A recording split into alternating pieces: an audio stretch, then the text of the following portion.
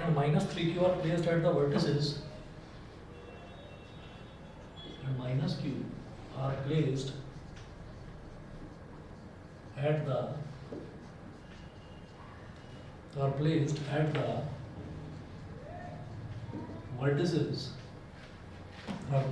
vertices of an equilateral triangle ABC of side L,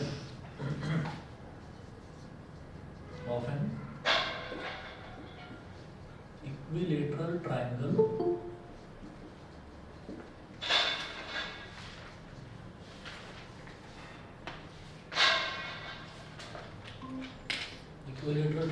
ABC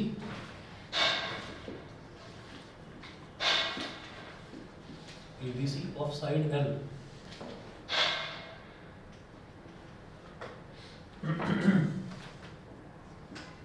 bracket में लिखिएगा shown in figure.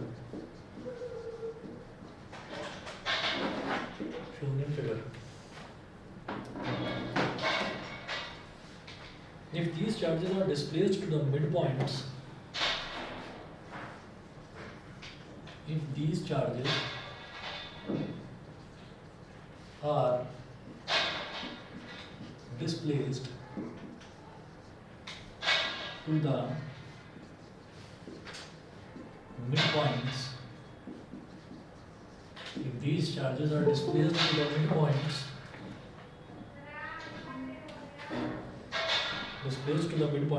A1, B1 and C1 respectively,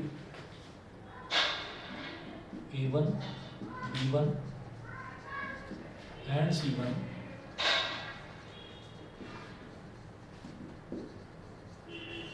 respectively, full stop. Find the amount of work done in shifting the charges to the new locations.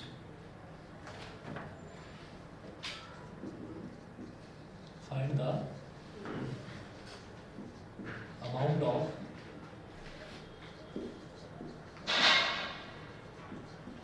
work done in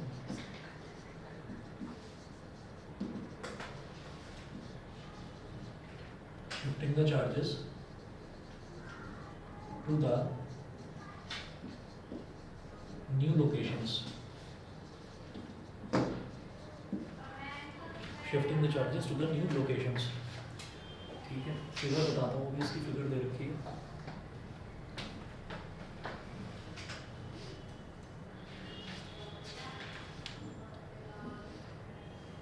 sir मैंने आपको doubts दिए थे आज सुने.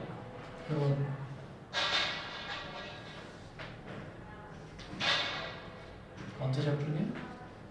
Wave optics और शायद semiconductor के लिए. मैं एक बार चाह रहा था सिलेबस फटाफट खत्म हो जाए, उसके बाद करा दूंगा आराम से. तो 15 को. अच्छा 15 को पेपर है, ठीक है, उससे पहले करवाई दूँगा. कितने हैं? 2-4 ही तो होंगे बस. बहुत सारे हैं, चलो कोई बात नहीं. ये हो गया प्लस की. पॉइंट बी है, ये इस पर है प्लस 2q, ये फिगर दे रखी है क्वेश्चन में. और पॉइंट सी है, इसमें है माइनस q. ए बी और C plus q plus 2q और माइनस q. ये हो गया.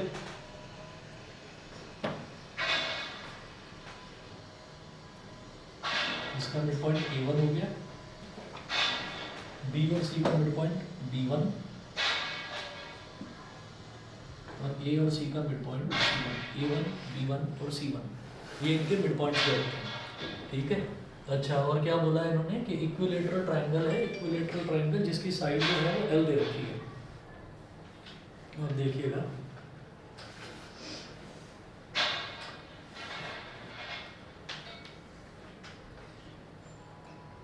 Three point charges plus q plus 2q and minus q are placed at the vertices of an equilateral triangle ABC of side L shown in figure. If these charges are displaced to the midpoints A1, B1, C1 respectively, find the amount of work done in shifting the charges to the new locations. मेरे को charges को नई location में shift करने में जो work done करना पड़ रहा है वो बताना है. तो मैं कहूँगा कि इन चार्जेस को जो यहाँ पर इन 3 जगह पर लाया गया, तो लाने में जो पोटेंशियल एनर्जी है वो कैसे निकाली जाएगी वो देखिए. पहले इनको यहाँ पर लोकेट करने में पोटेंशियल एनर्जी जो है वो देखेंगे. तो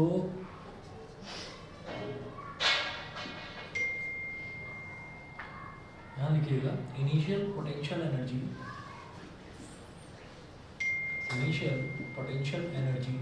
इन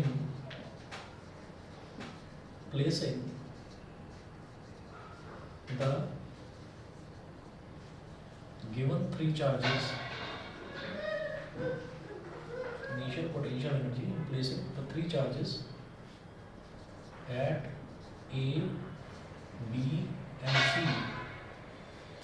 उसको बोल दीजिए U, स्मॉल u बनाते हैं थोड़ा बड़े साइज का, UI इनिशियल पोटेंशियल एनर्जी है तो UI बोल दिया, तो इसको ऐसे कर देंगे 1/4πε0, ये तो आएगा ही आएगा सब में, ठीक है। फिर वो 1/2 वाला चक्कर छोड़ दो क्योंकि 3 चार्जेस है, 1/2 वाला जो है वो आप लीजिए जब 3 से ज़्यादा चार्जेस हैं, इसका तो हमें रटा पड़ा है, ऐसे ही पता है कि पहले QA QB ऐसे लिख दो, QA QB 1/2 वाला भी करोगे तो भी कोई प्रॉब्लम नहीं है, और सीधा सीधा है QA QB और दोनों के बीच का डिस्टेंस कितना है L, ठीक है। अच्छा ऐसे ही A पर C की वजह से तो QA QC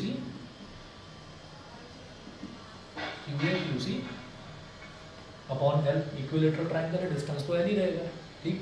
तो ये A का हो गया B के साथ, A का हो गया C के साथ। अब B का निकालेंगे तो B का A के साथ नहीं निकालेंगे क्योंकि ऑलरेडी हो गया QA QB, B का C के साथ निकालेंगे तो QB QC, और दोनों के बीच में QB और QC, B और C के बीच में भी डिस्टेंस L है, ठीक है। फिर उसके बाद B का A के साथ तो निकालेंगे नहीं क्योंकि हो चुका, फिर C का देखेंगे तो C का A के साथ ऑलरेडी हो चुका, C का B के साथ ऑलरेडी हो चुका, तो हो गया कंप्लीट। वहाँ 1/2 वाला अगर हम करते हैं तो उसमें हमारे पास 6 टर्म्स आती, फिर 2 से 2 कट जाता, तो 3 वाला क्योंकि इतना सिंपल है उसमें वो करने की जरूरत नहीं है, ठीक है। सीधा सीधा ऐसे कर लीजिए। अब क्या हो जाएगा 1/4πε0, वैल्यूज डालेंगे, QA कितना है +Q, क्योंकि इलेक्ट्रोस्टैटिक पोटेंशियल एनर्जी निकल रही है, तो इलेक्ट्रोस्टैटिक पोटेंशियल एनर्जी हो, इलेक्ट्रोस्टैटिक पोटेंशियल हो, हम उसमें साइन के साथ यूज करते हैं, तो QA QB तो +Q + 2Q, तो capital 2Q upon L plus QA QC Q into minus Q upon L plus QB QC, तो 2Q into minus Q upon L, ये हो गया। अभी हम क्या कर रहे हैं, अभी हमने शिफ्ट नहीं करा इन चार्जेस को, अभी तो हम इनिशियल पोटेंशियल एनर्जी निकाल रहे हैं कि हमने इस चार्ज को यहाँ रखा और यहाँ रखा, तो लाने में कितनी एनर्जी खर्च होगी, ठीक है। सर 0 का चाहिए, हाँ जी, क्या करो डिस्टेंस चेंज हो जाएगा चार्जेस का, डिस्टेंस चेंज हो जाएगा, नहीं सेकंड वाले केस में चेंज हाँ हो उसमें जाएगा। तो चेंज हो जाएगा, उसमें चेंज हो जाएगा।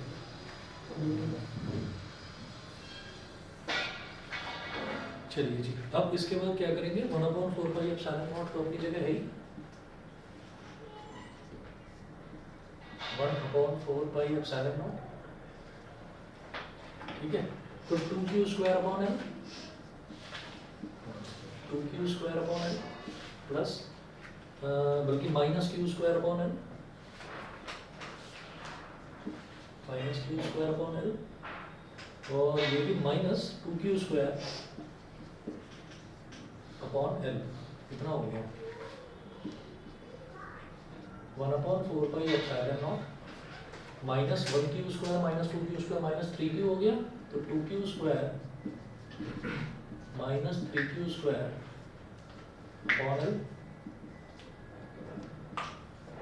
1/4πε0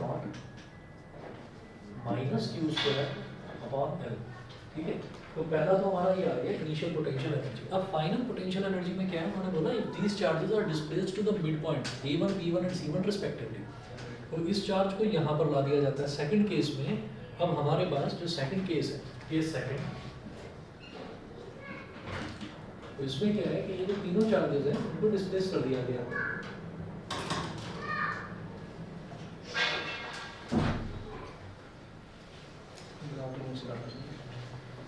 तो ये यहाँ पर आ गया A1 पर, और ये चार्ज कितना हो गया +Q, फिर ये B1 को शिफ्ट कर दिया तो +2Q, B1 ये हो गया +2Q, और C1 पर शिफ्ट कर दिया गया, ये कितना हो गया माइनस क्यू। ठीक है, तो अब इलेक्ट्रोस्टैटिक पोटेंशियल एनर्जी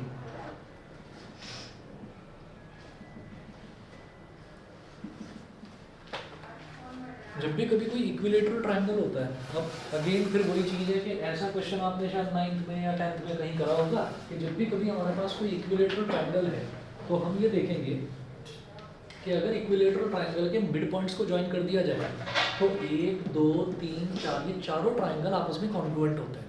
कॉन्ग्रुएंट का मतलब क्या है कि इनकी साइड एंगल सब कुछ बिल्कुल सेम होंगे, एकदम सेम। तो देखिएगा जब मिड पॉइंट पर शिफ्ट कर दिया गया तो ये वाली लेंथ भी l/2, ये भी l/2, ये भी l/2, ये भी l/2, ये भी l/2, ये भी l/2। तो चारों की चारों जितनी भी हमको साइड्स दिखाई दे रही हैं वो सब l/2 हो गई। तो भाई ये वाली साइड भी l/2, ये वाली साइड भी l/2 और ये वाली साइड भी l/2।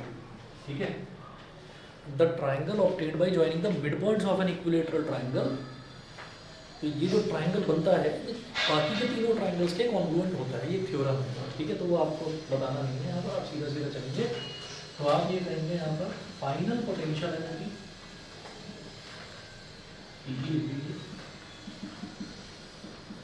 Of the system of charges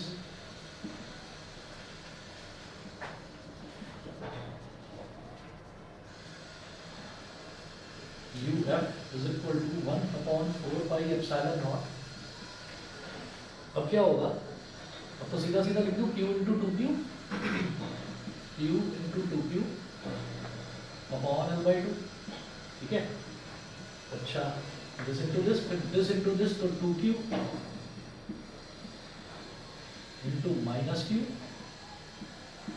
upon L/2 plus this into this Q into minus Q upon L/2।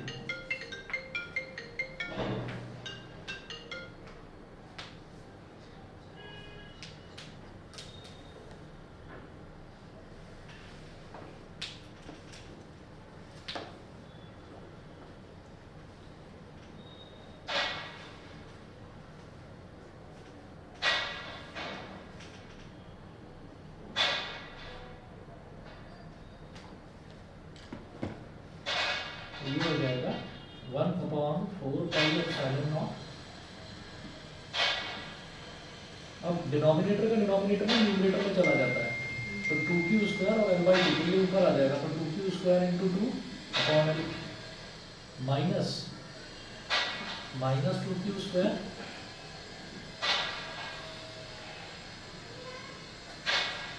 कमाल है, इसको तो मुझे इससे काट देना चाहिए। Calculation 2Q square upon L minus 2Q square upon L कर देते हैं। चलिए, तो minus 2Q square into 2 upon L, ये देखकर याद आया, चलिए माइनस Q स्क्वायर और इंटू 2 अपॉन L ये हो गया। तो इससे तो भाई ये पूरा का पूरा कट गया। अब ये हमारे पास कितना आया 1/4 pi epsilon naught into minus 2Q square upon L, ये आ गया।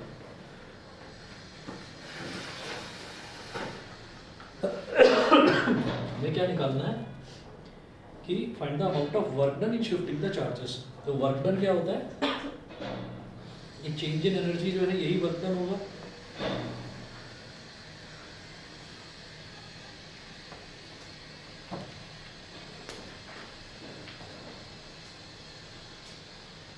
तो work done in shifting the charges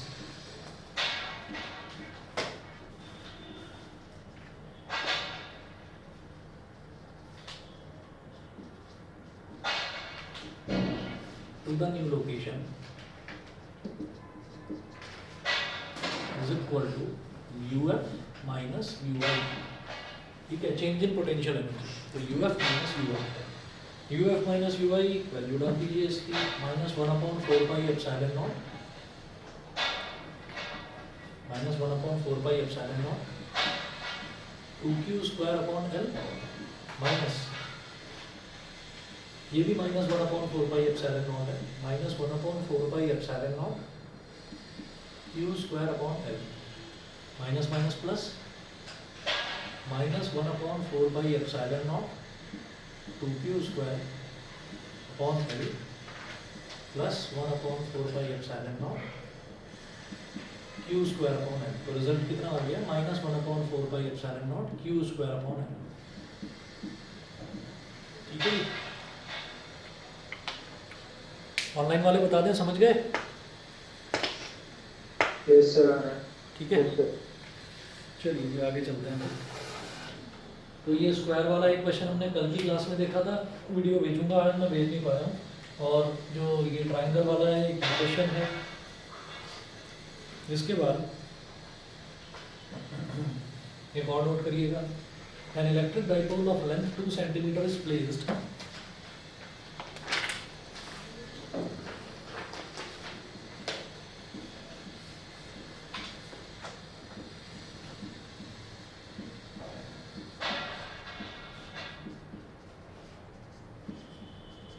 an electric dipole of length 2 centimeter is placed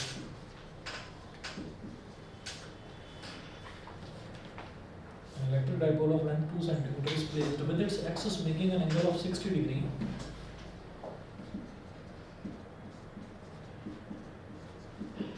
with its axis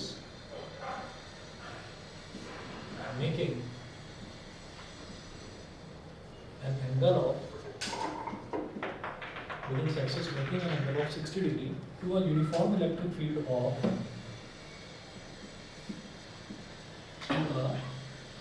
uniform electric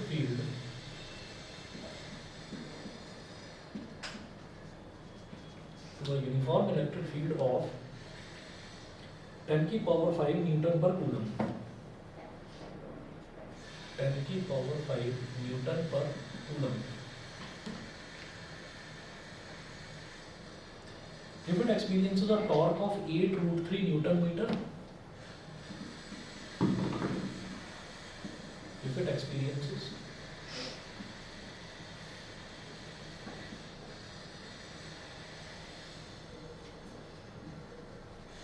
a torque of 8√3 Newton meter, calculate the magnitude of the charge on the dipole. Calculate the magnitude of the charge on dipole. First part. Second part है potential energy of the dipole.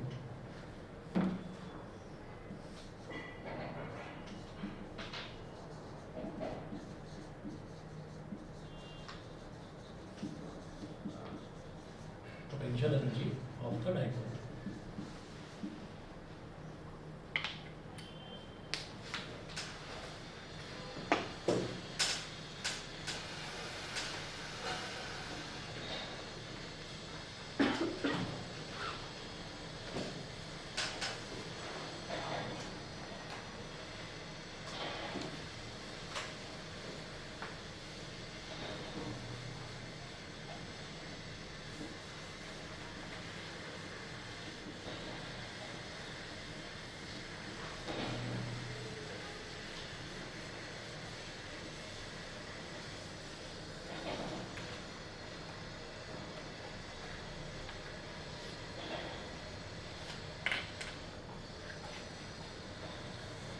देखिए ये सीधा सीधा question है, इसमें इन्होंने electric dipole की length दे रखी है। जो लेंथ होती है डाइपोल की उसको हम लेते हैं 2a, ठीक है। तो 2a कितना दे रखा है? 2 सेंटीमीटर। 2a दे रखा है 2 सेंटीमीटर, ठीक है। अब इस 2 सेंटीमीटर को आप कन्वर्ट करिए मीटर में, 2/100 0.02 मीटर। तो ये 2a की वैल्यू आ गई 0.02 मीटर, ठीक है। अच्छा जी, is placed with its axis making an angle of 60 degree to a uniform electric field. तो वो यूनिफॉर्म इलेक्ट्रिक फील्ड के साथ में जो डाइपोल है वो 60 डिग्री का एंगल बना रहा है, यानी कि जो थीटा है, थीटा 60 डिग्री दे रखा है, उस एंगल को हम 60 डिग्री लेते हैं, थीटा को 60 डिग्री दे देता है, theta is equal to 60 degree. अब फर्स्ट पार्ट में ये पूछ रहे हैं magnitude of the charge on the dipole, ठीक है, और टॉर्क दे रखा है।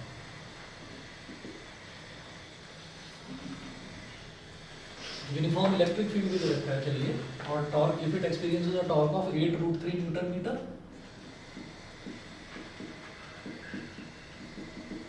और इलेक्ट्रिक फील्ड 10 की पावर 5, वो न्यूटन पर कूलम बोलते हैं उसको या वोल्ट पर मीटर बोलते हैं, एक ही बात होती है।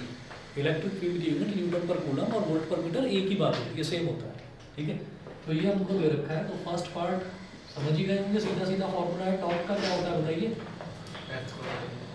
Tau is equal to E sine theta, P E sine theta, सारी वैल्यूज डालेंगे, टाउ की जगह क्या आ गया 8√3, ई मुझे मालूम नहीं कितना है, इलेक्ट्रिक फील्ड कितना हो गया 10 की पावर 5, और साइन थीटा मतलब साइन 60 डिग्री, ठीक है। अब इस साइन 60 डिग्री से हमारा √3/2 होता है साइन 60 डिग्री, तो √3 से √3 कैंसिल हो जाएगा।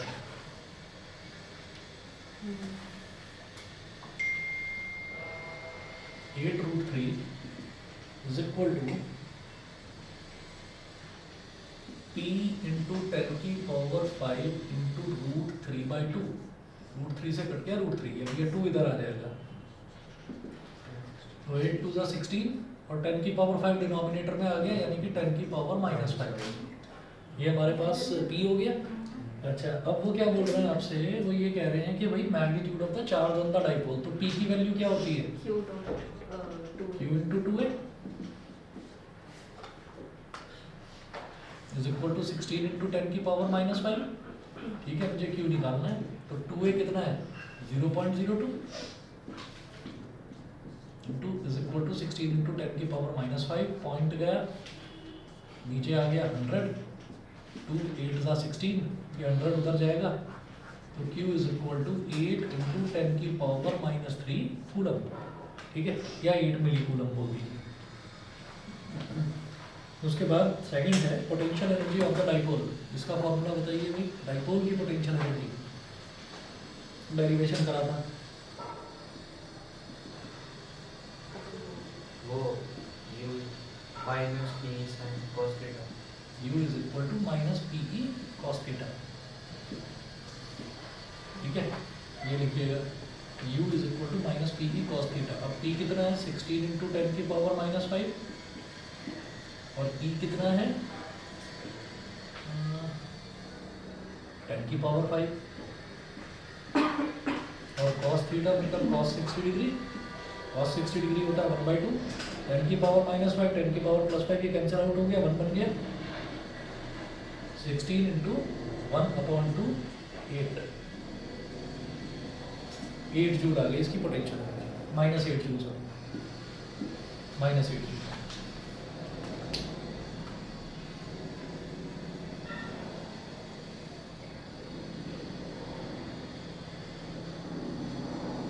अगला भी ये 2004 में आया, 2006 में आया और 2014 में आया, सेम क्वेश्चन है, मैं करवा नहीं रहा हूँ, क्वेश्चन सुन लीजिए बस ऐसे ही, ठीक है, बिल्कुल इसी के जैसा है, तो इसलिए इसको करवा नहीं रहा हूँ।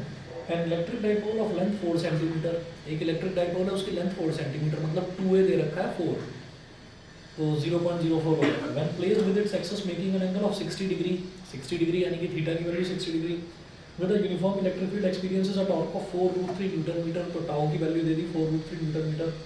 फर्स्ट पार्ट है calculate the magnitude of the electric field, इससे पहले क्वेश्चन में इलेक्ट्रिक फील्ड दे रखा था, इसमें इलेक्ट्रिक फील्ड निकलवा रहे हैं। सेकंड है potential energy of the dipole, if the dipole has charges of +-8 nano coulomb, ठीक है, तो चार्ज दे रखा है, हमें यूज करना होता है सिर्फ उसका मैग्नीट्यूड, हमें चार्ज का मैग्नीट्यूड यूज करना होता है, इसीलिए इस क्वेश्चन में देखिए पूछा गया magnitude of the charge of the dipole, ठीक है, तो वो 8 नैनो कूलम दे रखा है, नैनो का मतलब 10 की पावर -9, ठीक है, तो ये चीज यूज करके निकाल लीजिएगा, सारी चीजें दे रखी हैं। उसके बाद जो है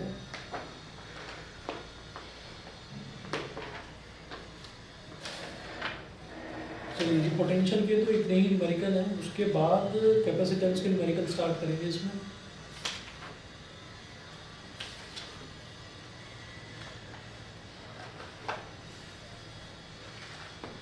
आप ये चेक करना कि जब आप कैपेसिटेंस के न्यूमेरिकल, मैं इसमें ऐसा अरोड़ा में सब दे रखे हैं पिछले साल के क्वेश्चन, एनसीईआरटी का सॉल्यूशन सब कुछ दे रखा है।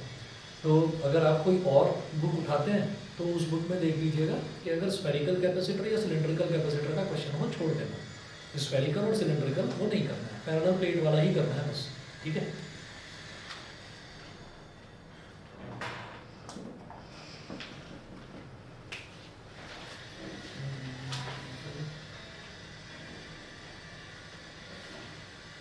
चलिए एक क्वेश्चन लिखिएगा, ये दिल्ली में आया, सीबीएसई का जो दिल्ली वाला जो बोर्ड है उसमें आया 2013 में। अब capacitor of unknown capacitance Delhi के और यहाँ पे होते रहते हैं बीच बीच में शिफ्ट, हालांकि दिल्ली वाला जो है वो थोड़ा आसान होता है यहाँ से और इंडिया से।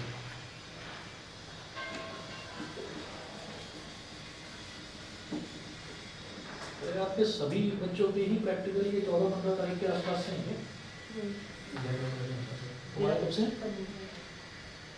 उसके बाद हो गए, पोस्टपोन हो गए। कब तुम्हारे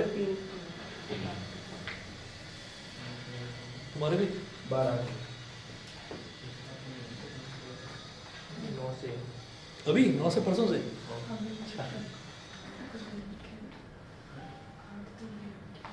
तो प्रोजेक्ट बनवा लिया था वो? बनवा दिया। उनसे मैंने जिनका नंबर दिया था हेल्प मिली थी कुछ? हाँ उन्हीं से मंगवाया था। अच्छा, मुझे बहुत पहले किसी ने नंबर दिया था कि ये प्रोजेक्ट बना देते हैं। अरे अच्छा है, फालतू में अपना टाइम वेस्ट कर। वो फाइल वाइल भी लिख देते हैं वो? सर वैसे अमेज़न पे भी मिलता है। अच्छा अमेज़न पर भी है, चलो ये नहीं पता था मेरे को, इतना एडवांस हो गया सिस्टम। चलिए क्वेश्चन नोट करिए, capacitor of unknown capacitance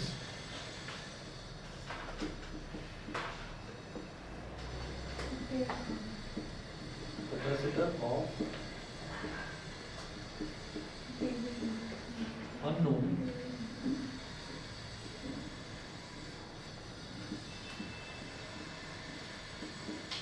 capacitor of unknown capacitance is connected across a battery of V volts. Is connected across a battery of is connected across a battery of V volts.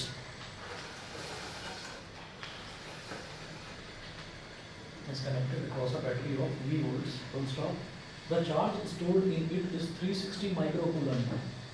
The charge stored in it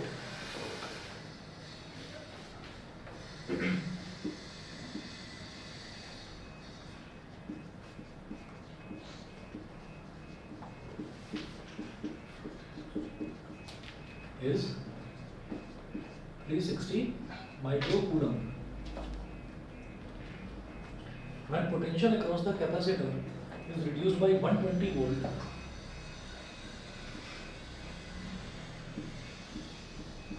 when potential across the capacitor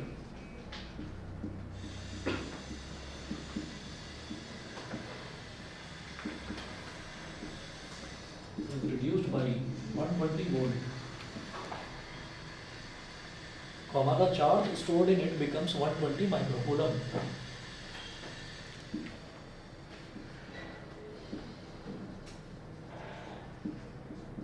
The charge stored in it becomes 120 microcoulomb. Full stop. Calculate first part.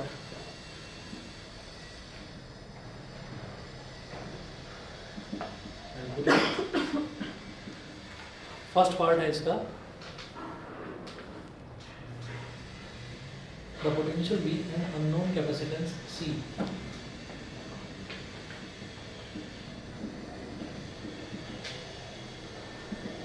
The potential V and unknown capacitance C. Second part है, what will be the charge stored in the capacitor?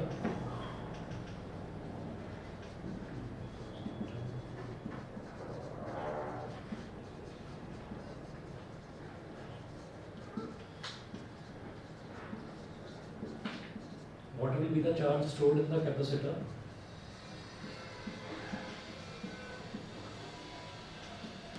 What will be the charge stored in the capacitor? If the voltage applied had increased by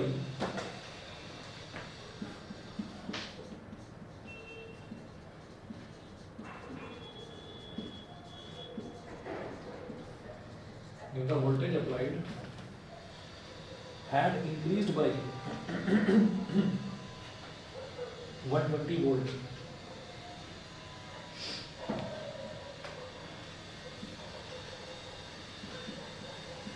had increased by 120 volt,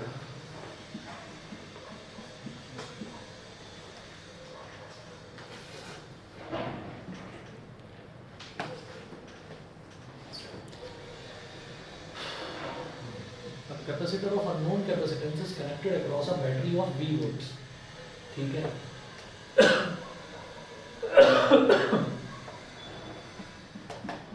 first part देखेंगे इसका.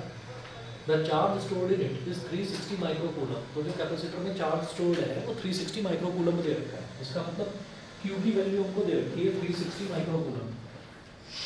तो Q is equal to 360 microcoulomb, मतलब 360 into 10 की power -6 coulomb. ये हो गया. Charge stored in it is 360 microcoulomb. When potential across the capacitor is reduced by 120 volt, the charge stored in it becomes 120 microcoulomb. Calculate the potential V and unknown capacitance C. ठीक है, दो unknowns हैं और दो ही condition दे रखी है. तो क्या करेंगे, जैसे ये पहला केस ले लेंगे, फर्स्ट पार्ट में ही, केस फर्स्ट. वही Q क्या होता है, CV. Q is equal to CV. ठीक है, अभी मेरे को CV नहीं पता है, V भी नहीं पता है, तो शुरुआत में क्या है, Q is equal to CV लिख दिया simply. A capacitor of unknown capacitance is connected across a battery of V volts. The charge stored in it is 360 microcoulomb. ठीक, क्या करेंगे, 360 is equal to 360 into 10 की power -6 is equal to C into V. इसको बोल दिया equation number 1. ठीक है, उसके बाद केस सेकंड. केस सेकंड में क्या बोल रहे हैं, when potential across the capacitor is reduced by 120 volt. Potential को अगर 120 वोल्ट रिड्यूस कर दिया जाए, the charge stored in it becomes 120 microcoulomb. तो Q डैश बोल दीजिए इसको. अच्छा, कैपेसिटर का कुछ नहीं बोल रहे हैं, इसका मतलब कैपेसिटेंस जो है वो फिक्स ही रहेगा. अच्छा, कैपेसिटेंस किसी भी कैपेसिटर का चेंज नहीं होता, फिक्स रहता है. ठीक है, तो अब क्या होगा, अब Q डैश जो है वो is equal to C into V minus, क्या बोल रहे हैं, potential across the capacitor is reduced by 120 volt. तो V माइनस 120 हो गया. ठीक है, और Q डैश कितना बताया इन्होंने, इट बिकम्स 120 माइक्रोकूलम. तो 120 into 10 की power -6 is equal to C into V minus 120.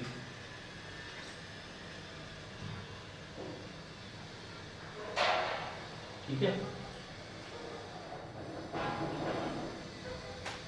120 into 10 की power -6 is equal to C into V is CV minus C into 120.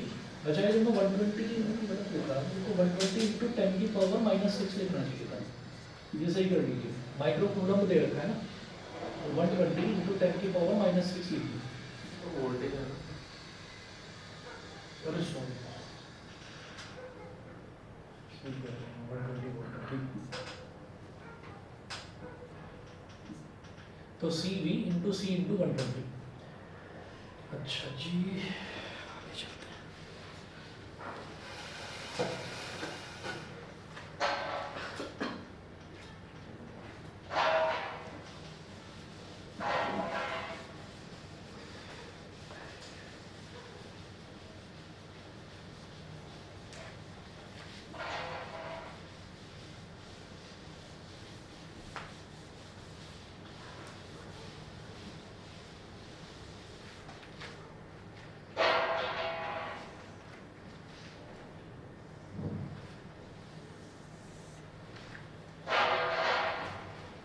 और सी वी की वैल्यू है 360 इंटू 10 की पावर माइनस 6। तो यहाँ लिख देंगे 120 इंटू 10 की power minus 6 is equal to C V की जगह आ जाएगा 360 इंटू 10 की पावर माइनस 6 और माइनस 120 सी, माइनस 120 सी को इधर ले आओ, 120 C is equal to 360 into 10 की पावर माइनस 6 माइनस 120 इंटू 10 की पावर माइनस 6। तो 120 C is equal to 360 minus 120 is 240 into 10 की पावर माइनस 6, 120 टू ज़ा, तो सी कितना हो गया 2 इंटू 10 की पावर माइनस 6 फैराड या फिर 2 माइक्रोफैराड। तो कैपेसिटर की वैल्यू तो ये आ गई, कैपेसिटेंस की वैल्यू ये आ गई। इन्होंने हमसे ये पूछा है कि भाई आपको सी की भी वैल्यू बतानी है और वी की वैल्यू भी बतानी है। तो सी वी की वैल्यू 360 इंटू 10 की पावर माइनस 6 है, तो वी की वैल्यू भी आ जाएगी from equation 1 C V is equal to 360 into 10 की पावर माइनस 6। अब सी की वैल्यू कितनी है 2 इंटू 10 की power minus 6 into V is equal to 360 into 10 की पावर माइनस 6। 10 की पावर माइनस 6 से 10 की पावर माइनस 6 कट गया और ये हो गया 180। तो V is equal to 180 volt. ठीक है, तो वी की वैल्यू भी आ गई और सी की वैल्यू भी आ गई, ये दोनों वैल्यूज क्लियर है। ठीक है, ठीक है जी। उसके बाद सेकंड पार्ट में ये बोल रहे हैं what will be the charge stored in the capacitor if the voltage applied had increased by 120 volt. तो वो कह रहे हैं कि अगर वोल्टेज अप्लाइड जो थी अगर उसको 120 वोल्ट बढ़ा दिया जाए तो क्या होगा। तो जैसे इसको Q डैश बोल दिया था, इसको Q डबल डैश बोल दीजिए। Q double dash is equal to capacitance की तो वैल्यू चेंज नहीं हो रही, वो तो सेम है। तो C into V plus 120, C into V plus 120। अब इसको क्या करेंगे, C कितना आया था हमारा 2 इंटू 10 की पावर माइनस 6, ये तो कैपेसिटेंस आया था। वोल्टेज कितना था V 180 प्लस 120 कितना हो गया 300। तो 2 इंटू 10 की पावर माइनस 6 मल्टीप्लाइड बाई 300, तो ये हो गया 600 इंटू 10 की पावर माइनस 6 मतलब 600 माइक्रो कूलम। 600 माइक्रो कूलम इतना हो गया। ठीक है, और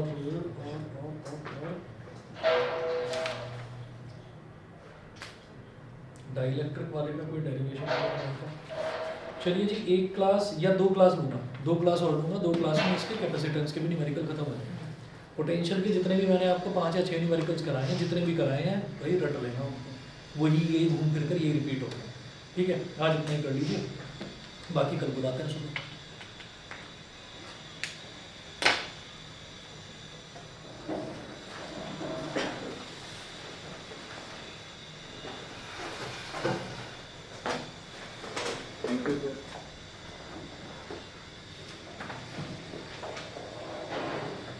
थोड़ी सी निकली क्या चीज, हाँ देखिए